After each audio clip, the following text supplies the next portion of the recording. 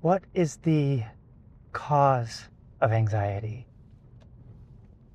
That's the question. I think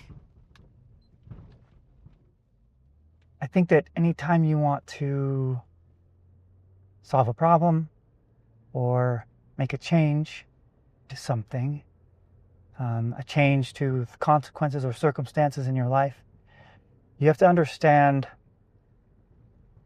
the cause of the problem in the first place. So if we want to improve our mental health, if we want to heal from anxiety, we have to understand what causes it in the first place. And I have a much simpler understanding of it now than I used to. Simpler in a good way. I think there's a lot of complicated science and biology and psychology surrounding mental health, anxiety and depression. And all of that stuff is useful. Well, at least, some of it is useful or valuable, but it can also be not only overwhelming, but kind of counterproductive, in my experience. We get caught up in the weeds of all the details of what's going on chemically or biologically in the body or whatever that could be contributing to anxiety. And so what I've learned over the years that has been most helpful to me has been a simplified version or a simplified understanding of what's going on in the body and in the mind.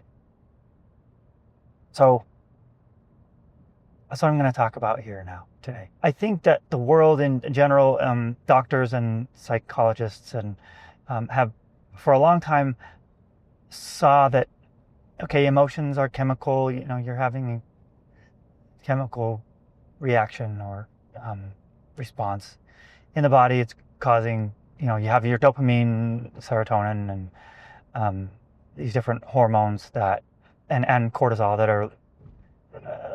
that are present when we are experiencing different types of emotions,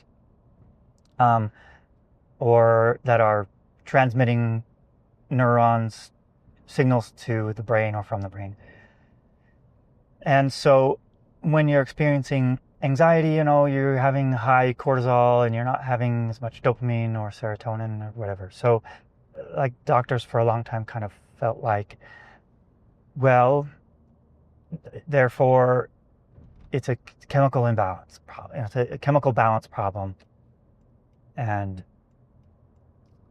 so the response or the solution to that for so many years has been medication. You take this medication to rebalance the chemicals in your body. But the problem with that is there are several problems with that. Anyone who's taken an anxiety or like an anxiety medication or something for depression generally can tell you that there are a lot of side effects. And I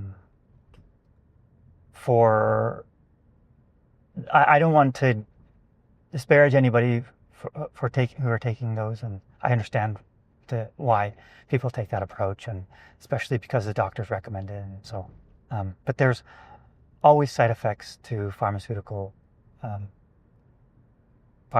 products, and oftentimes those for anxiety are pretty rough and can cause a lot of other problems and can make the anxiety worse and all of that. But so there are a lot of issues there. So So my understanding of the way that I look at the cause of anxiety now is that essentially anxiety is not really a chemical problem. I mean, it kind of is, but and it's not really a thinking problem. It kind of is there too, but the way in to anxiety and the way to find healing is not by approaching it through thinking per se, or rebalancing chemicals in the body. What's happening is that it's more of a nervous system problem. You have anxiety is a nervous system response. So the body has, a nervous system, and the brain is gathering information all the time about your surroundings, and it's determining when you're safe and when you're not. And so if it gets information that it interprets as being danger, your circumstances are dangerous, well, it's going to trigger the sympathetic nervous system response. And that's your anxiety. That's your fight or flight, racing heartbeat, tension in the muscles and nervous stomach, whatever. Like, these things they're meant to get you ready to fight or flee, to keep you safe, to help you escape a dangerous situation. And so the anxiety response is normal, actually useful, can keep you safe if you're actually in a dangerous situation. The problem is, of course, some of us end up getting stuck in that state. Now, the question would be an interesting question, but maybe not totally necessary to answer in order to heal, is like, why do we get stuck? There's a strong evidence to suggest that it's due to trauma that gets stuck in the body. In the book, The Body Keeps the Score, he talks about like trauma being stuck in like the soft tissues of the body, whatever. So like fascia, for instance, is an interesting road to go down. But regardless, it's not totally necessary, I think, to understand that. I think it's really valuable and probably important to learn how to release the trauma from the body and sort of process it. But regardless, to understand how to improve mental health and how to heal from anxiety, in my experience, it just comes down to this simple thing, which is there's two nervous system states. One is the sympathetic, which is your anxiety state, and the other is the parasympathetic, which is your rest and repair state. And so the goal just simply becomes, how do we shift from sympathetic into parasympathetic? And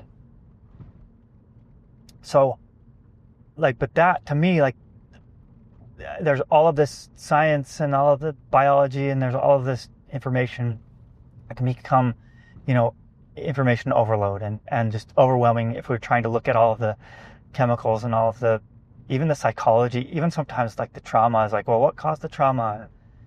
Let's go back and sort through that and figure out why it happened, and let's reframe it and all of that. And that can be, I think that can be useful, but it also can be overwhelming and unnecessary to improve the way you feel. Okay, in my experience, you don't have to sort through all of your trauma and find the solutions and solve all of it before you can feel better. So it became so much clearer, simpler, and relieving to me to understand like anxiety is just simply about like the nervous system. How do I interact with the nervous system in a way that allows me to shift from one state to the other? And that's really that. So it might not be like you say, like I said, what's the cause of it? Well, that might not qualify as, the cause. But to me, like, in that sense, the cause doesn't really matter that much. It's about how do I interact with it? How do I affect it? How do I make a change? And that came from learning how to interact with and make a change in the nervous system, states. So, like, I'll go into a little bit here about how I've done that, like a basic, just some basic information, but I'll make future videos of more detail about specifically how I'm doing that. But basically, your body is constantly getting, or your brain is constantly getting information about the state of your surroundings and your situation.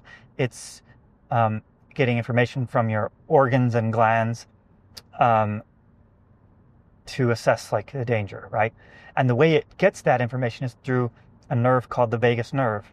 So the vagus nerve is constantly sending feedback up to the brain. Here's how the heart is doing. Here's how the lungs are doing. Here's how the physical. Here's what the eyes see. Here's what the ears hear. Here's what they feel, and then the brain can say, okay, that's dangerous. Trigger the response, or okay, everything's fine and we're good. So you want to send a message of safety and calm to the brain because it's getting all these messages of that it's interpreting as like, oh, there's danger. But there are some like hardwired, just like biological signals that the brain can receive that says like, oh, you're safe, everything's safe, and we're okay. And so you do that by stimulating the vagus nerve with various techniques that then send safety signals to the brain and say like, hey, everything's okay. So like slow, deep breathing is one. Humming is one. You can physically stimulate the vagus nerve. It's a little difficult. There's only a couple of spots on the body that the nerve is close enough to the surface that it can actually be affected. But that can be helpful. So those are a few things. Sound is another that one of my favorites to utilize to send safety signals to the brain. So that's pretty much it. That's all I wanted to say here today. Is to just give you a simplified way to understand the cause of anxiety, or because that might not be the root cause. Like the root cause is probably more like, okay, you have trauma in the body from your past, and therefore your brain is interpreting certain situations as dangerous that aren't actually dangerous. And so the root cause is probably, that trauma. And it's good to reframe the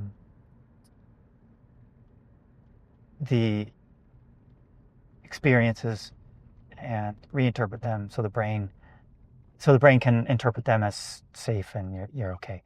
But like in my experience, the reframing, the mental work of like let's change the thoughts, let's find all the trauma, let's do all that, is for me it was counterproductive. It would cause more stress and it wasn't very effective, and it was exhausting. And so the way in was through the body and through the vagus nerve, and stimulating the vagus nerve. And then to me the most powerful tool, which is presence or mindfulness. And I'll teach a lot about how to do that, because it was very difficult for me at first for a long time to figure out, like, how do I even become mindful, and how do I meditate, as it were. But I've learned some things that have really shifted that for me and helped me to learn the skill and develop the skill. So anyway, that's all I had for today.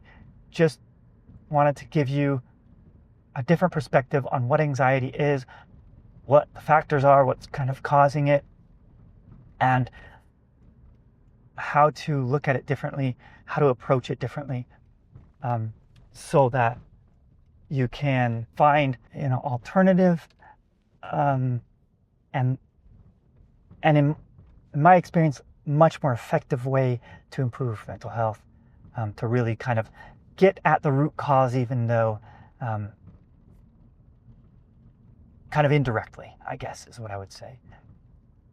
For me, like going through the body, through the vagus nerve, and through mindfulness, that was the way to address the traumas, rather than having to like dig through them all, think through them all, go to a therapist and like relive, think about all the past traumas and everything wrong that ever happened. Not that there's anything wrong with that per se, but just I found it to be inefficient and not always super helpful or effective, and